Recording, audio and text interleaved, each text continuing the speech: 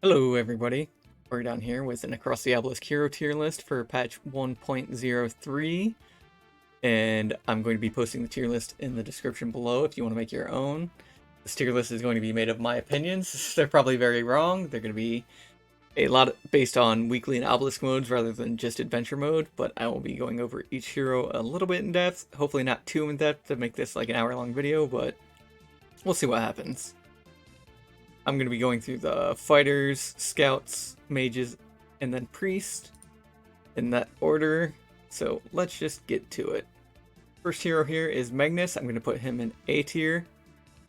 I think he's a great hero. He's a great starting hero. Starting deck is kind of crappy, but he does have one of the best starting cards in the game when it's perked up and leveled up with Captain's Hell. He does have some pretty bad level 2s between Wolfguard and follow-up. Wolfguard I think would be a lot better if it like gave some buffer as well with it every time it triggered. And follow-up doesn't do any draw, it just increases the cost of cards, which usually you won't get a good high cost attack until Whirlwind or something like Sever Artery or Skull Splitter. And even then, it has a little bit to be desired. His level 3s are pretty average. Level 4s are a choice between some Inspire for the group, which is really, really nice, and Thunderclap, which is a lot of damage buffs for one attack. You can use it with spells for even more benefit in a completely defensive build. So you'll never ever like actually use a Thunderclap, but it's also good with things like Titanfall and either the Shield Slams are also good with it. As level 5s, he does get an energy or Weapons Master. Almost always choose the energy over Weapons Master. And then let's go to Heiner. Heiner I'm going to put in C. I don't think I'm going to be putting any heroes in D because I don't think any heroes are unusable or unplayable. But Heiner is just going to go in C because even though he got a buff last patch where he gives the whole team Fortify first round, he's still extremely slow, and if you don't have a scout on the team or a faster fighter, he's going to be having your team take a lot more damage than they would normally. The starting item's not that great. His starting card and the taunting laser can often be detrimental to himself as he can taunt over what he wants to be taking, but it can still be a very good card in early madnesses, and if he's not taking too many vulnerable stats from enemies that do a lot of vulnerable, he's especially bad against slimes in that regard. He has some of the best level 2s in the game, with Steel Forge being one of the best abilities that keeps your team alive and for a long time, gives everybody fortifying block. And then his reactive lasers turns all his damage into fire and gives him a reactive thing on block, which can be fun, especially with his level 3 choices where he gets block with every attack and +1 fire damage for every time that goes off. His other one is just a defense discount, which is really good. Level 4s are between fusion lasers and a self-defense card. I usually don't pick the self-defense card in like 80% of cases because fusion lasers is just so good. Even if you're running a defensive build, it gets a lot of damage out there, like a surprisingly good amount. If you use it with a high cost card like Entrench, Citadel, or you just keep an Overpower in your deck to use Overcharge and get up to like a 9 energy thing and do like 300, 400 damage to all enemies. It's pretty great. Grukli, I'm going to be in B. I know most people would put him in A or S, but I'm putting him in B because of Obelisk and weekly modes. But I know he's got some insanely good combinations with big Fury builds and big Sharp and Bless Whirlwinds. But he's B for me. He doesn't really do any much defending. He's usually with another fighter in the group or with another tank. Instead of Grukli, he's not really keeping your team alive, but he does a lot of damage. His claws are pretty good at the start, usually do get replaced though by a Fury Building Claw later in the game. Unique card's pretty good. I think people ditch that one later on, but I'm not sure. I usually keep it in the deck.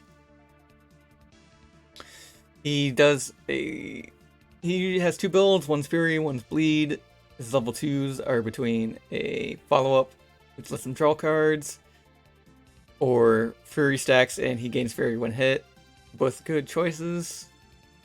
Level 3s between Bleed style and less bleed on himself and discounts. Go with what you are needing more. His level 4s are pretty interesting. Most people pick dual wield, so you can get like double Whirlwind or double Titanfall or cards like that, or double Fury Slash.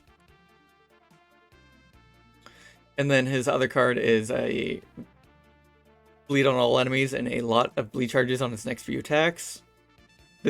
That card is insanely good if you get I think it's called a Fervent Ring, where the bleed turns into burn stacks. He can just wipe out enemies on his own as long as they're not immune to burn.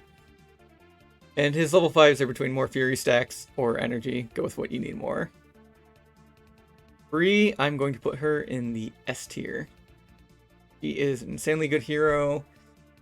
Thorns build, Vitality build, Crack builds. She does kind of everything. She keeps the group alive, I think, better than almost anybody. You can run like almost no healer with her because she's so good at it at level 4. Her starting traits, a lot of people say it's not that great, but her starting card is amazing. Starting Thorns is, yeah, probably not that great, but if you have like Poison Thorns and a bunch of poison charges, that is still like 7-8 poison on any enemy that hits her the first few turns. Her level 2s are pretty good.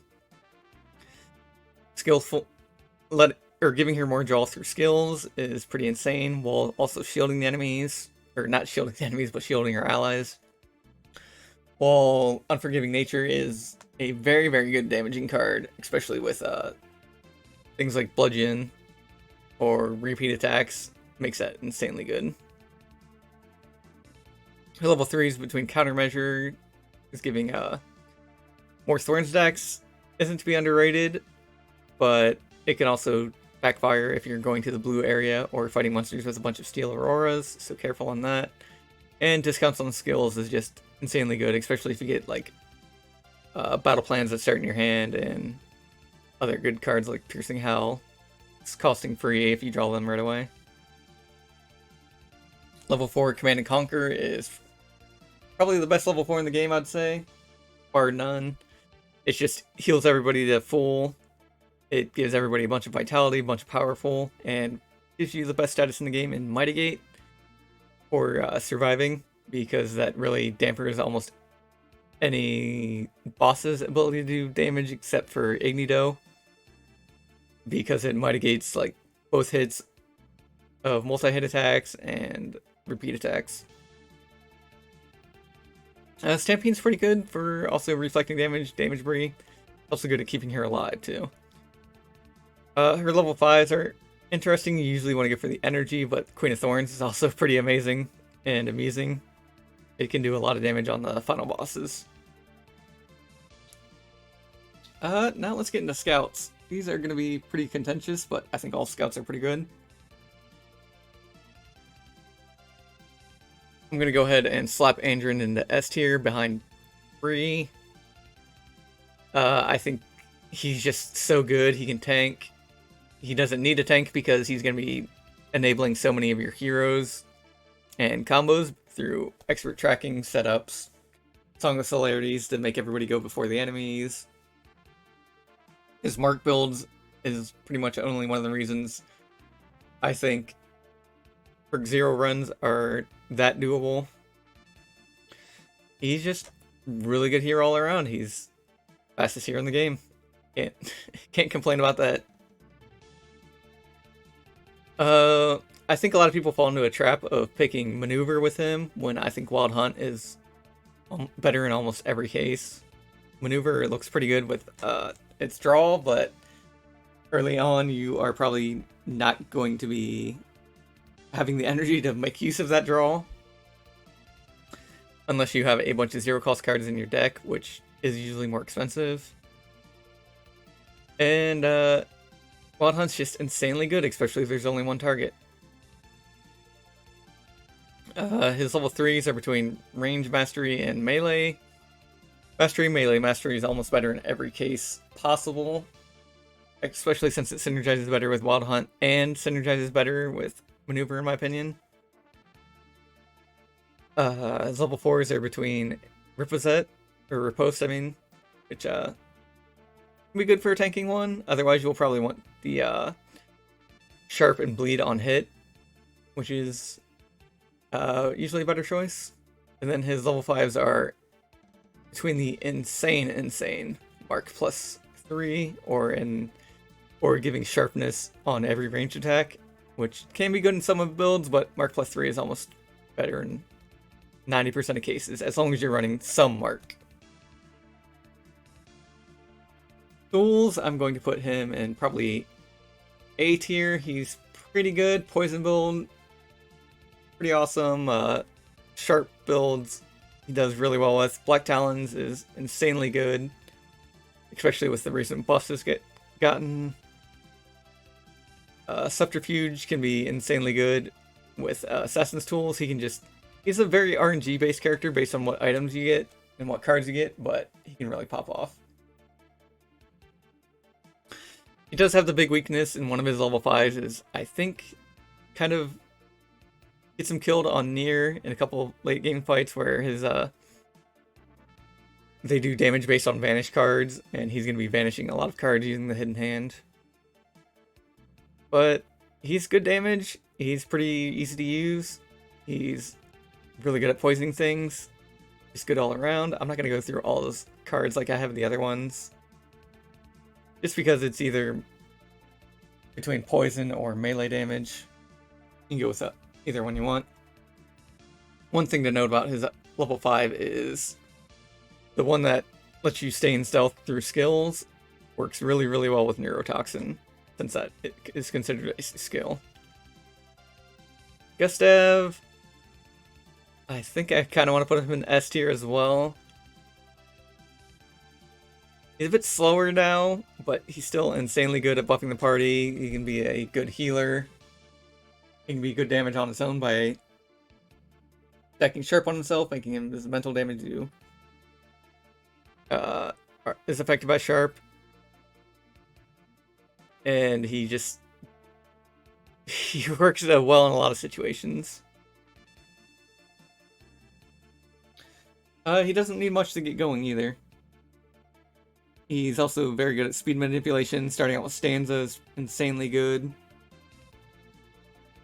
His starting item is extremely bad. His starting card is but he just gets a lot of good level up cards. Heavy Metal can really go to town with Sharp stacks if he gets a lot of Inspire for the turn that he's going to be using it. And the other card is very good at keeping people alive, which, what more can you ask for if you're playing a support bard? His level 3 choices are between a lot of DPS or discounts. I'd usually go with the DPS, but the discounts is good for any song build. His level 4, his level 4 is an interesting choice. I usually almost never go the Ethereal Knives, because I'm usually not requiring people to go into mental builds, and I'm not usually stacking Insane up enough to get benefit out of it. But it can be good. I usually like the double songs though, because you can double up on good songs like Sharp, Bless, Powerful to all heroes, or double up on Eternal Lullaby, double up on big spell cards. It's just great. And his level 5s are also pretty good. They're evading me what they are. I know one's Hidden Hand, and the other one is Choir. I guess Choir's not as great, but it does let you keep getting +1 energy per turn on all heroes, as long as the battle keeps going on, and all heroes also never get the +1 fatigue since the Stanza never goes off. Sylvie, she's probably going to go in A tier with Thuls. She's great, but she does require a little bit of help from the other heroes, usually, or requires not going against certain monster types as well, like slimes or stuff like that. Her abilities are pretty straightforward. Her starting pet's awesome. She scales extremely hard with Sharp, especially if you have the Sharp perk where it does only piercing damage for 1.5x, especially also stacking with the 1.5x damage plus. She's still used in a lot of comps that just stomp the game without really thinking about it on turn 1. Her starting deck's still one of the best in the game, and she's just good. She scales really well with Sharp, she does a lot of Sharp herself, and she's just a good archer. Or can I say, I keep repeating myself. Level 2 choices are between Open Agility, which gives her Sharp for each range stacked, and can't think of the other one because I usually just pick Elven Agility. Oh, Target Shooting, which is really good on bosses and debuffing them. Her level 3s are between Range Mastery and Bleed and Sight, I believe. Whenever she hits something, I usually almost always choose Range Mastery for the discounts because energy is very important on an archer, especially when they got things like Volley and Rain of Arrows and Barrage. And then her level 4s are Double Shot, which I almost always choose. And I believe a card that every time she applies Sight, she also applies Bleed. I think that's it. I'm not entirely sure because I almost always pick Double Shot just because Rain of Arrows and Volley getting copied is insanely good. And then her level 5s are Sharp +2 and ignores block, which is insanely good. Or Corrupted Harley, which makes her Harley attack everything, and Harley is also immune to being killed or affected by status effects.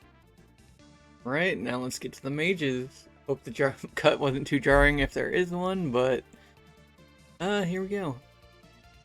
Alright, first up is Evelyn. I'm going to put her in A tier. She's pretty good for a mage.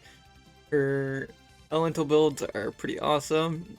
Doesn't get her discount ability until level 5, which kind of sucks, but her level 3s are pretty good either way. You build her as a tank or as a elemental list. I know a lot of people think that, oh no, I can't use Evelyn that well because she requires so many perks and she requires so much diversity, but no, usually you just want to go down either one of the two lines unless you're running her with Wilbur, and then you might want to go down the Chalk line if she's with Wilbur. But otherwise you just want to stick to either primarily burn or primarily chill, but she does both well in multiple as once as well. But I usually run her chill and fire, or just chill or fire, or shock with Wilbur, like I said. Starting item, kind of like doesn't even matter. Starting spell, Cold Spark, pretty good. It counts as 2 different spells at once for the purpose of drawing or energy gain cards on specific spells, or level up traits, I mean. Level 2, she has a choice between enchant weapons, which is very, very good for dealing weaknesses or dealing damage to enemies that have a specific weakness, like slimes. Putting that on Reginald or Andrin early on is pretty good for that. Or using enchant weapons for things like the Hydra, where the enemy is immune to Sanctify and takes a lot less holy damage. Elemental Proliferation requires a pretty specific deck or specific cards to work really well, but if you have something like a Blizzard or Firestorm, it can really pop off.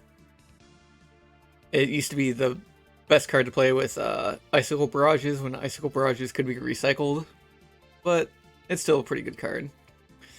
The level 3 choices are between more stacks or benefits when casting different spells. Both are good choices. I usually go for the more stacks recently, but the spell on herself, block on herself, and powerful are also really good. The level 4 choices, I think Arcane Conduit is probably the best mage level 4 in the game. And it just enables her to do a lot of drawing. Almost infinite drawing for 6 cards. And playing a lot of 0-cost cards with it. Or the Spell Echo is really good for things like corrupted cards, corrupted spells on other allies. Like you can use it on Magnus when Wilbur gives him spells, or you can use it on Malukah if she has like a corrupted Holy Storm. Or any cards that like double effects. But yeah, either one works pretty well. And then her level 5s are either more energy gain or a lot more damage. Go based on what you need. Cornelius, I'll put him in A as well. He's pretty much a one-note hero, but that one note is fire, and even though it's been nerfed quite a few times since the game came out in last April, in early access, I mean, he's still a very solid hero.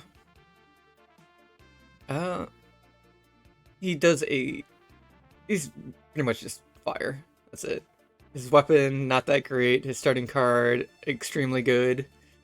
In self-burn builds, or just by itself, it's pretty damaging.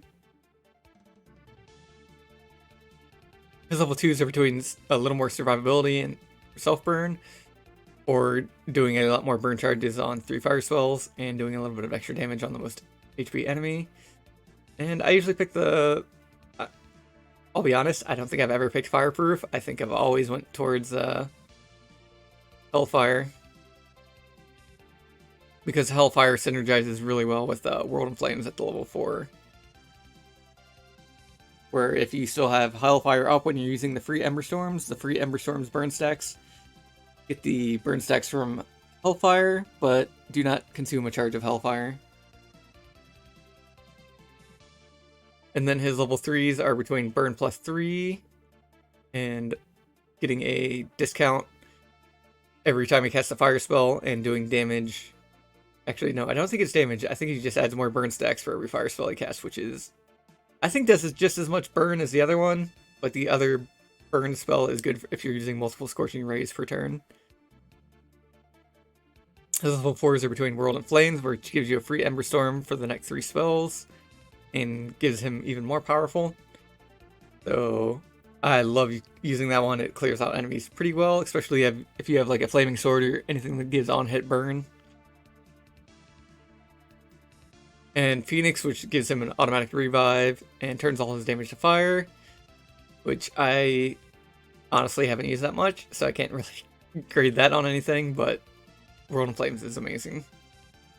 And then his last perks are between Burn plus 4, which is the one I usually go for, or a lot more damage, which can be better in most cases where Burn is capped, like Restricted Power. Wilbur. I think I might put Wilbur in B tier. He's pretty okay. Starting decks, he needs a lot of perks to get going, I think, in my opinion. He doesn't really have a good Borok like Scrolls of Intellect that Cornelius has in his starting deck. And he's faster than these two, but not that much faster. And then just goes, his starting items pretty bad. His starting card is amazing and pretty fun, where you can copy a spell and put it on top of somebody's deck, including not his own, which can be good for giving spells to people who have a lot of percent based damage up, like Thuls in Stealth, or Grukli in Fury, or Magnus in Thunderclap mode. His level 2s are Circuit Overload, which applies a lot of shock to all enemies based on the energy he uses. It's a really good one. The other one is Skillful, which makes him draw through his deck if you're running him more as a battery build. Usually what I find with Wilbur when I'm playing him in Obelisk and Weeklies, if I do go the battery build or more support oriented, everybody gets over supported, where everybody has too much energy but not enough Inspire to get the cards to play the energy. So I think that's one problem with Wilbur later on. But he is very easy to keep everybody topped off on energy, so that's great. His starting trait gives energy. Once it's his turn, he gives Inspire or Energize to a random hero, which is pretty good. But it's not a specific hero, so it's going to be a little bit RNG based. His level 2 is, or no wait, I went over level 2's level 3's. Level 3's makes spark damage deal damage to the enemy it's on, which is godsend. It makes spark extremely good. It makes it usable. In most cases, it's not too usable. And then he can also discount cards permanently in his deck with the book build of Scholar, which you can pass on to other heroes if you discount a spell to 0. And you copy the spell to somebody else, that spell is going to cost 0 for them until they it's not, even through their discards, it's going to still cost 0. And then his level 4s are between Transcribe, which is pretty good. It lets you copy a book. You can like copy corrupted books, which is insanely good. You can copy Twin Scrolls, which makes that extremely useful to pass around more spells. And between whenever he applies Energize, he applies shock and some lightning damage to whatever enemy. This ability is pretty bad when it's perkless, but with perks and equipment, it's pretty good. But as I run it perkless or itemless in Obelisk and Weeklies, I don't find it that useful. His level 5s are between some damage and spark upgrades or +1 Energize, which is really good with cards like Mana Surge or group Energize spells, but I usually find it to be overkill when I get it, but it could be fun. Alright, let's move on to Zek. I think I'm going to put him in B with Wilbur. He's not bad, but he's not too great. The recent Obelisk mode changes for the draft have really killed his one curse build, and since he can't draft more than 3 curses or 4 curses if you include the 1 card, unless he gets some lucky random rolls. He does have the really, really fun part of corrupting altars, where you can get corrupted cards for everybody in the party, so I might move him to A just for that, but I think I'm going to keep him B. Dark builds are pretty heavily reliant on items. They did get a nice buff this recent patch with some perks that lets Dark explode at the end of the turn, which patches up their early game quite nicely, where their early game was their weakest point, where you pretty much needed a Cup of Death on higher difficulties if you wanted to get past Act 1. But with that perk, you don't really need the Cup of Death, and he just charges items will be fine.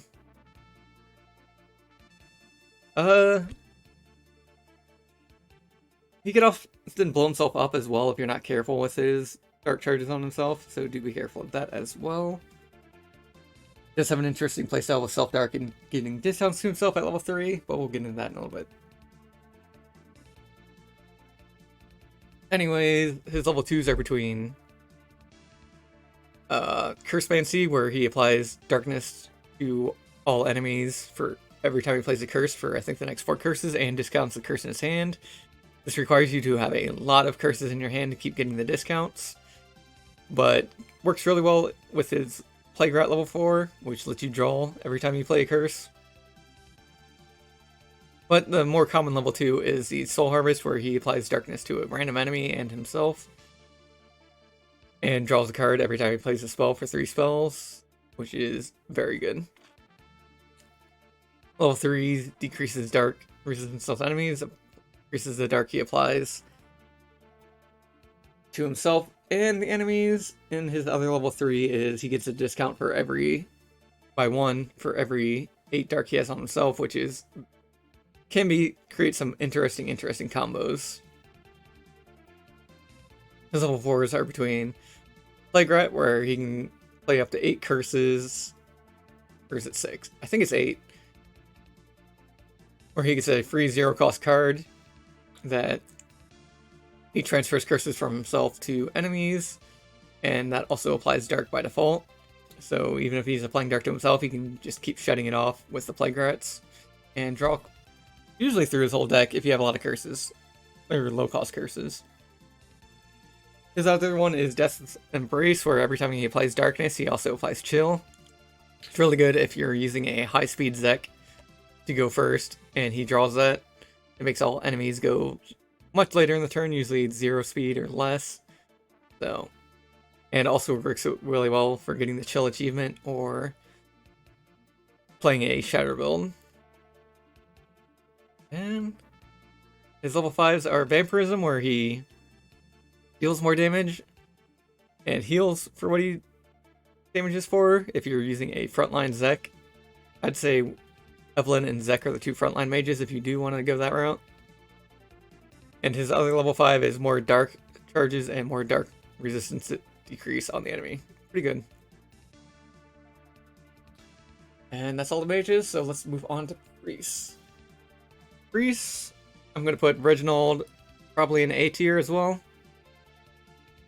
He's great, but he's kind of pretty one note. I really underestimate his bless build a lot of times, but a lot of people love him for his DPS build, which is quite good. He scales infinitely, as long as he doesn't get purged or dispelled. So, feels lacking as a healer, but I think there's a few things that could be done to patch that up. I feel if his starting heal and dispel card was group wide, it'd be a lot better. It would make focus heal work a lot more with that card if you could actually double the healing on everybody. But if you just get a high cost healing card like Circle of Healing or Sacred Ceremony, that can really make focus heal pop up as well. I know somebody suggested that focus heal should duplicate a heal card, which I would be fine with as well, but it does lose the interesting thing where if you make a barrier card yellow and heals, you'll get double the healing, but not use the focus heal as it counts as a defense card. And one thing to keep in mind as well is to not play Healing Rain while you have focus heal up, because that will cancel out the focus healing and not give you anything. His starting item is not that great, if I recall. Can't even think of what it is. So that should say something. But his starting card is pretty good. I think it would be a lot better and a lot more balanced if it was group-wide and did the same thing of healing and dispelling everybody. But we'll see about that. His level 2s are between Divine Retribution, which he gets a Bless on himself every time he's hit, which is a good way for him stacking up Bless or Focus Healing. His level 3s are between Chastise, which gives him a free Holy Smite whenever he plays a Holy Spell for the first time in every turn, which is insanely good. It's free Bless and free damage. His other level 3 I've slept on quite a bit, but it is insanely good as well, where he applies Bless to the most damaged hero whenever you cast a healing spell, and that's usually 3 Bless a turn. If you've got a Bless perk, that's 6 Bless a turn. And if you've got perks and items, that's usually like 9 Bless a turn, it adds up. And it lets you cast more healing spells like Benediction, which also can give Bless, or Sacred Ceremony. His level 4s are amazing, between Holy Crusader, which damages every time he casts a holy spell, and that damage scales up with Bless, but also gives him Bless every time he casts a holy spell, up to 4 spells. And his other one is not that great. I've almost never pick it, even in a heal build, where units will get invulnerability if they get hit under a certain threshold, but it gives them a lot of resistances. I've just found the damage a lot better, even if you're running a mostly heal deck build, because you can just run blue flashes or free flashes and get the Holy Crusader spells out of that. And his level 5s Usually Reverberation's a good choice if you're running damage Reginald, but Archangel's still pretty good just because the +1 bless charge is so amazing. It depends on if your deck requires more energy. I'd go for Reverberation, but if you're good on the energy with good batteries like Wilbur, you're probably better off with the bless charges. Ottis, I'm going to put in S tier. Both his builds are amazing. I think he's as good as damage as Reginald, personally. And his shield build is probably the best healing build in the game, apart from not dispelling. But yeah, it gives a ton of vitality, gives a ton of options for triggering on heal effects if your team's damaged, because shields heal a lot in small doses. A hard choice between him and Malukah for cards like the Golden Bell, which apply Bless on healing. Starting item just applies Sanctify to a random thing. It's not too great. Every time he shields his heals, which is his trait, really good. And then his starting card is a 0 cost 2x or lightning, or not lightning, but fire and holy damage card, and applies Sanctify based on hand size, so do keep that in mind when you're playing it. His choices between level 1 are Praise the Sun and Unwavering Faith, 1 DPS, 1 shield. Praise the Sun is extremely good if you have cards that do repeat like Holy Storm, or just get a big hand and a lot of energy you can really pop off. A good thing to get a big hand will be his level 4 Solar Flare, which we'll talk about in a second. He's really good with Fanaticism cards. Sanctify builds really counter Thorn enemies and even like Thorn Corruptors, because the enemy has 20 Thorns, well he's got 30 Sanctify on him, so you're just healing that instantly back. His other his level 3s are Sanctify +3 or defense discount, so pretty one-sided either way. His level 4s are Solar Flare, which is an amazing card. I think people underrate it, where the next spell you cast, you can draw that many cards for each energy you use to cast it, which synergizes really well with Fanaticisms and Meditates and other 0-cost cards. While his Double Bubble is just lets you cast a card like Sanctuary twice, or Anthem of Hope, even if you're desperate. I guess if you're desperate, but big shields you can cast twice a turn, in one turn. And then you've got level 5s where Dome of Light, every time he applies shield, he applies, or every time he casts a defense card, I believe it is. I don't pick it much, so I'm going off the top of my head. He applies more shield to all allies. This used to be infinite, but now it's got a cap on it, but it's still really good with a cap, as it'll apply a lot of on-heal effects.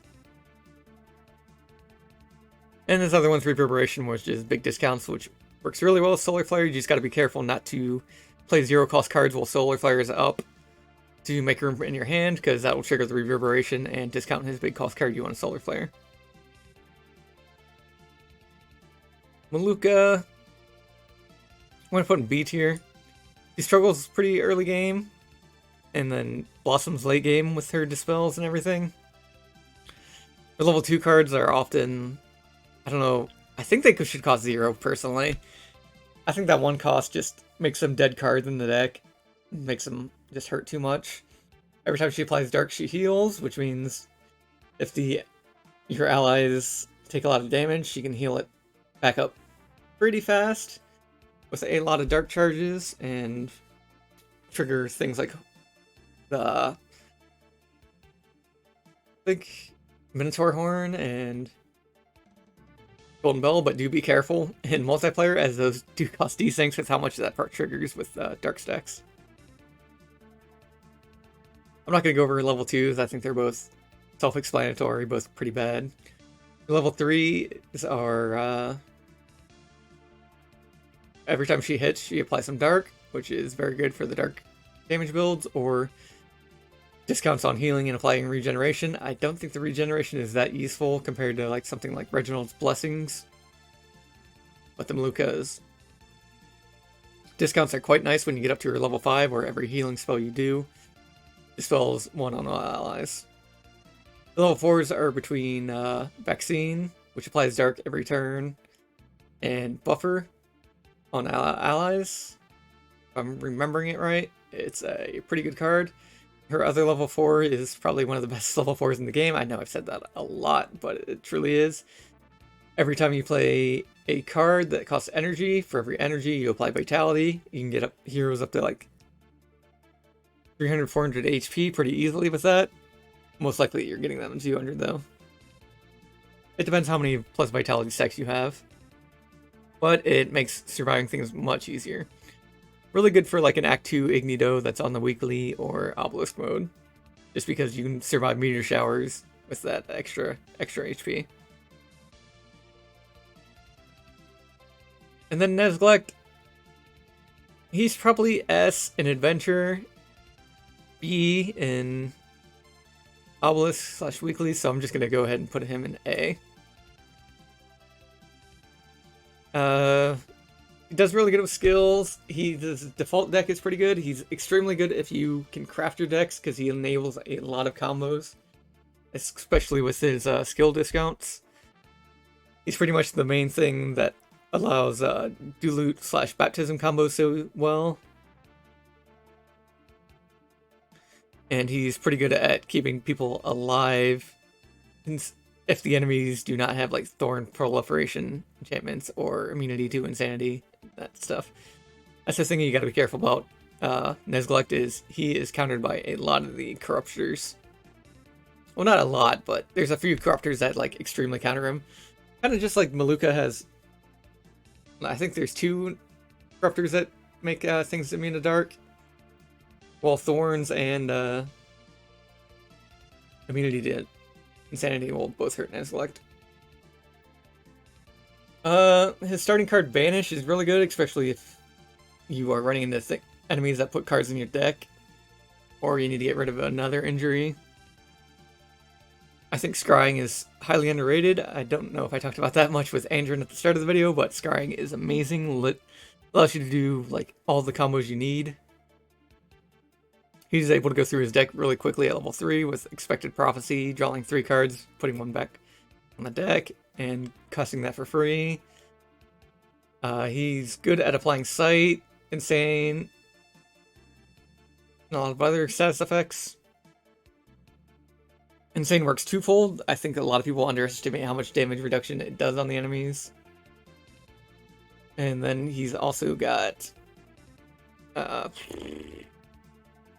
healing at the end of the turn through insane stacks, which can be detrimental because a lot of times you'll want to not kill an enemy to get the more healing from insanity, and that ends up costing you an extra round in combat, since he's usually the slowest one to go. His level 2s are a damage one. Every time he does an attack, it's very good if you're using like clairvoyances or multi-hit moves. It works similar to Praise the Sun for Ottis. I haven't gotten that much use out of it. And then his other one decreases enemy resistances for 7 hits if you use like big damage spells, like Combustion and Thunderclap, Meteor or something.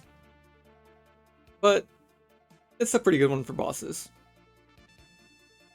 His level 3s are, he gets a 1 mana refund on all skills he plays for 3 skills every turn. Or what's the other one? I don't remember the other one offhand. But I think it's pretty good. I think it's just sight charges, maybe? No, it's not sight charges. Oh, his passive at the end of the turn triggers twice, which doesn't seem like it'll be a lot, but it can definitely be like a full heal in later stages of the game, especially when you have perks and equipment to work off of. His level 4s are pretty good. He can allow a card that a ally draws for the next 2 turns to cost 0, all the way from 10. It's really good if he's scrying for them with Banish or Fortune Telling. So you can enable combos like double 0 cost Rain of Arrows with Sylvie using double shot, or double whirlwinds with Grukli. And the other one, he applies a lot of insanity to all enemies, a lot of vulnerable to all enemies, but also implies vulnerable, or not vulnerable, but insanity to himself with that one for every spell he casts. So it's a good way to apply AoE, sight, vulnerable, and insanity to everything. And his level 5s are just, he inserts a boon into everybody's deck that gives energy and a little bit of insanity, which the insanity kind of sucks, but the extra energy is always welcome. And then, it's also pretty good to note on weeklies that have double boons that will put 2 tadpoles in your deck, which is pretty awesome. But I think the thing most people choose are the +3 sight, +1 inspire, +1 buffer. The +1 inspire is the only way to get plus inspire in the game, which makes him a very good inspire bot if you get something like good golden laurel or quills or fountain pens, where you can play prescriptions, and then with the prescriptions he gives everybody 2 inspire or fortune tellings. And that'll be it. This is my final tier list. I hope you enjoyed it. I hope you can make your own, and I hope you guys have a fun time playing across the Obelisk. Feel free to let me know how wrong I am in the comments below, and feel free to make your own and post them. Definitely post them in the Across the Obelisk Discord if you do that, so people can tell you how good or bad your opinion is. Hopefully good, because everybody has good opinions. But, yep, have a good day, brush your teeth, do all that good stuff. Bye!